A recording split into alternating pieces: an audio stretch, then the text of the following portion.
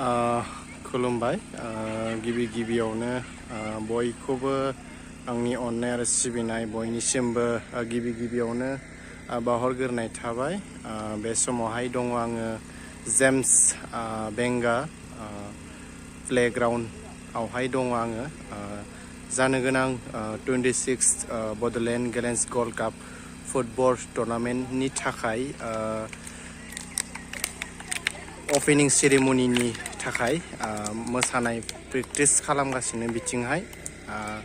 जोंहा Bodoland Gallants Gold काप फुटबला 8 अक्ट'बरनिफ्राय जागायनानै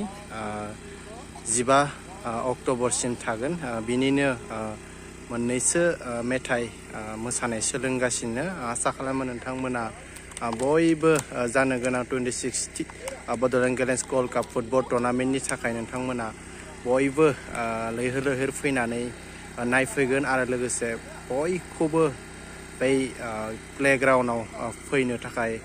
बयखौबो गुरै खावलायनाय थाबाय आसा खालामो नोंथांमोना बे भिडिअखौ नायगोन नोंथांमोननो ससे दिन्थिनांगोन मोसानायखौ आङो बिथिंहाय नै जा अनिल दाया फोरोंगासिनो दङ बिथिं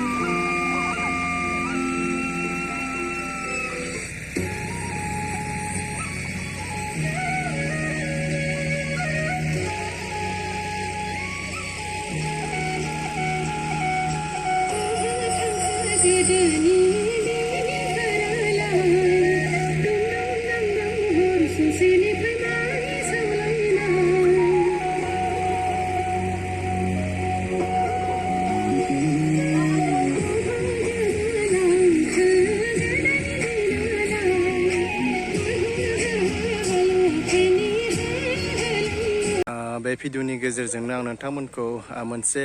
फोरमायनो सानदों जोंहा जानिखि Bodoland Gallants Gold Cup football tournament फुटबला बे ग्राउन्डआवनो जागोन नायनानै ला बेखौनो बुङो जेम्स बेंगा फिल्ड बे जाबाय दिमाकुचियाव थोंजों नोंथांमोना दिमाकुचियाव हाबबानो बे ग्राउन्डखौ खोला साइडथिं फैब्लानो नोंथांमोना नुनो मोनगोन बेयावनो Bodoland Gallants Gold Cup football टुर्नामेन्टआ बे फिल्डआवनो जागोन जोंहा थांनाय बोसोराव दिमाकुचि स्टेडियामाव जादोंमोन देग्लाय बे फिल्डआवहाय जानाय नंला एसे खामानि सोलिगासिनो बे फिल्डआवनो जासिगोन जोंहा Bodoland Gallants Gold Cup football टुर्नामेन्टआ बिथिंहाय नै दायो मोसानाया प्रेक्टिस खालामनाया सोलिगासिनो दङ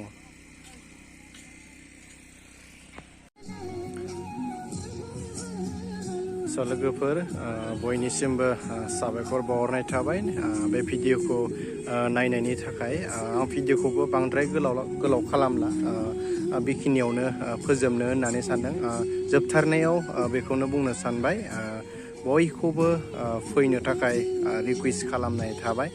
नोंथांमोना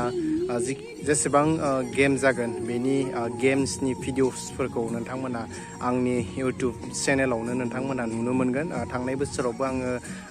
गेम्सनि भिडिअसफोरखौ आङो होदोंमोन देग्लायबो नाजागोन नोंथांमोननो दिन्थिनो अब्लाबो नोंथांमोना बयबो जाहाथे बेयाव बे ग्राउन्डआवहाय फैनानै नायफैयो जेन बयखौबो गुरै खावलायनाय थाबाय जोंहा स्टार्ट जागोन गेमा 8 अक्ट'बरनिफ्राय 15 अक्ट'बरसिम जागोन भिडिअखौ आङो बेखिनियावनो फोजोबनाय जाबाय बाय बाय बयखौबो थाबैनो लोगो मोनगोन